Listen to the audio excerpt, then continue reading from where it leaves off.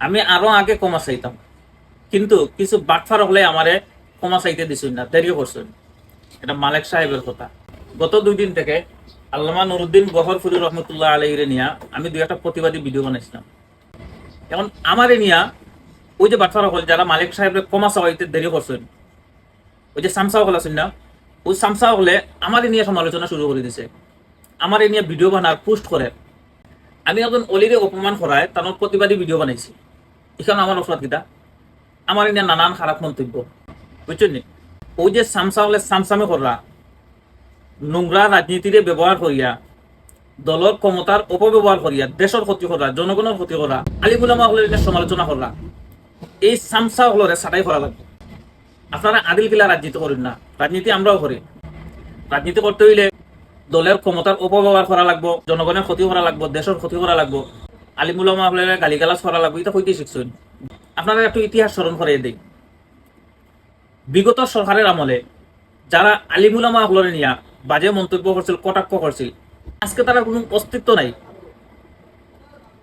শুধু বিগত সরকার না, আজ থেকে অতীতে যারা আলিমুলামাদেরকে নিয়ে সমালোচনা করছিল, বাজে মন্তব্য করছিল, একজনের অস্তিত্ব নাই, একজনের কোনো অস্তিত্ব নাই।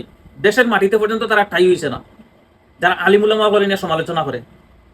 বিশেষ করে সিলেট হচ্ছে আলিমুলামাদের গাঠি, আর সিলেটের মতো জায়গা থাকিয়া তোমরা আলিমুলামার নিয়ে বাজে মন্তব্য করো। সিলেটের আল্লামা বাইমপুরি রহমতুল্লাহ আলাই, শেখ আব্দুল্লাহ হলফুর রহমতুল্লাহ আলাই, আব্দুল লতিফ ফুলতলি রহমতুল্লাহ আলাই, লক্ষ্মীপুরি দামত বারকাতুহুম, আল্লামা নুরুদ্দিন গহরফুর রহমতুল্লাহ আলাই, আরো দেশবরণ্য যত আলিমুলামা হল আছেন, তারার অপমানে শুধু প্রতিবাদী ভিডিও নাই, তারার অপমানে প্রতিবাদ করতে গিয়ে যদি নিজের জীবন দিতে হয়, জীবন দিমু।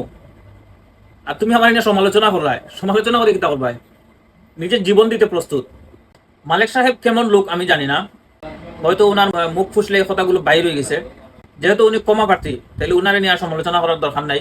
কিন্তু যে সামসা হলে সামসামি করছেন, উনার পক্ষ ধরে হোক, দলের পক্ষ ধরে হোক, এই যে গহরফুরিরে নিয়ে তারা একটা মানে পুতুল খেলা খেলছে এরকম, এই সামসাগুলোরে শাস্তা করা লাগবে।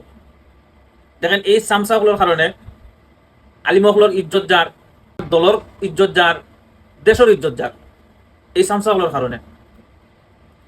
ভবিষ্যতে যদি বিশেষ করে সিলেটের কোনো আলিমুলামা হল নিয়া কেউ যদি এই ধরনের কুরুচি সম্পূর্ণ মন্তব্য করে, যে দলের হোক, যে ধর্মের হোক, যে জেলার হোক, যে গ্রামের হোক, আপন ভাই হোক, ছাড় দেওয়া যেত না।